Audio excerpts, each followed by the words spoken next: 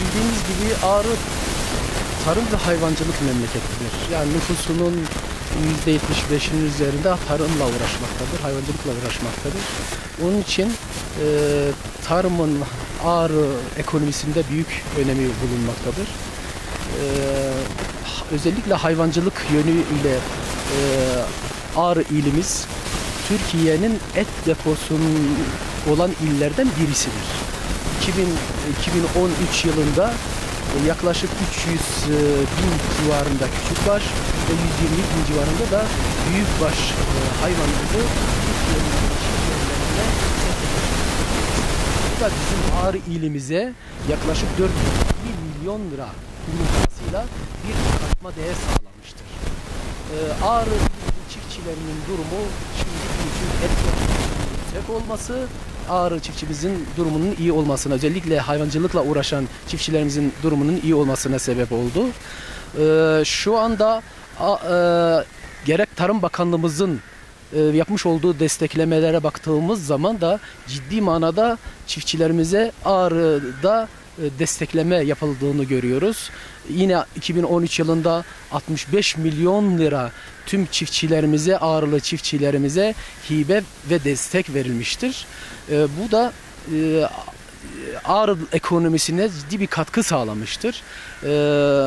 Onun dışında bitkisel üretimde çok çeşitliliğimiz bulunmamaktadır. Buğday, arpa ve yonca hayvancılık bölgesi olduğu için yonca ekilişi yaygındır. Bunlarla ilgili desteklemeler yapılmaktadır bakanlığımız tarafından.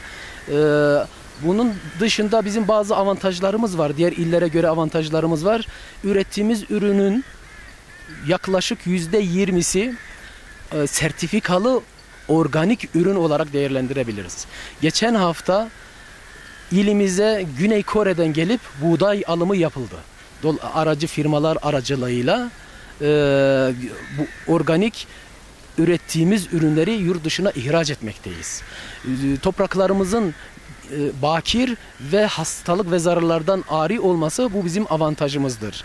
Aynı zamanda hayvancılığımız meraya dayandığı için, meraya yönelik hayvancılık yapıldığı için hayvanlarımızın etleri lezzetli olduğundan dolayı Batı illerinde de Türkiye'nin değişik yerlerinde de aranan et olduğundan dolayı bu bizim avantajımızdır ve Türkiye'nin değişik yerlerine hayvanlarımızı satmaktayız. Hayvancılık konusunda ileri olduğumuzu söyleyebiliriz. Mera alanımız konusunda da Türkiye'de 4. sıradayız.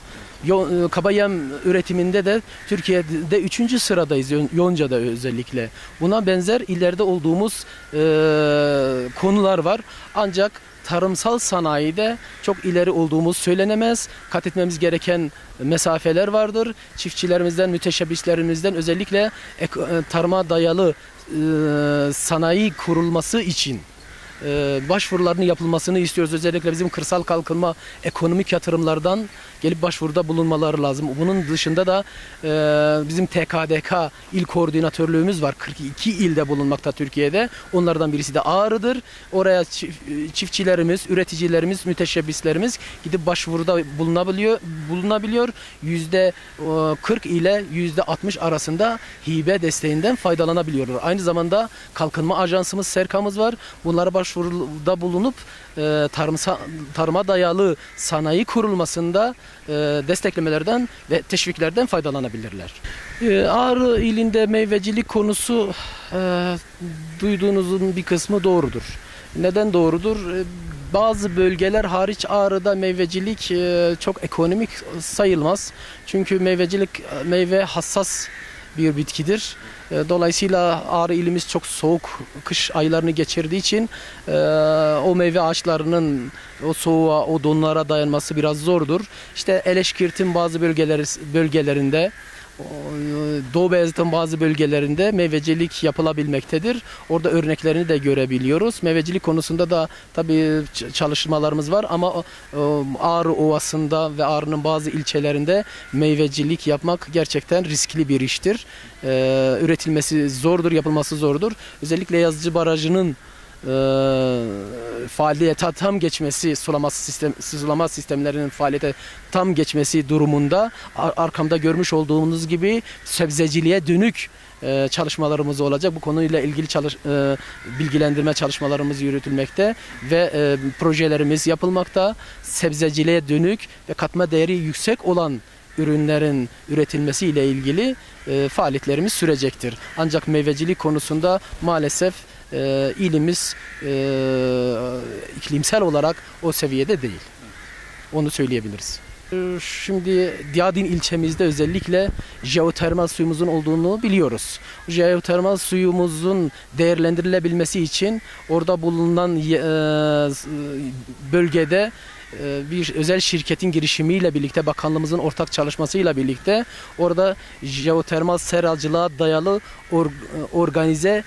jeotermal seracılık organize bölgesi ilan edilecek ve Ağrı ilimiz, özellikle Diyadin ilçemize katma değeri yüksek olan ürünler yetiştirilmeye başlanacaktır inşallah.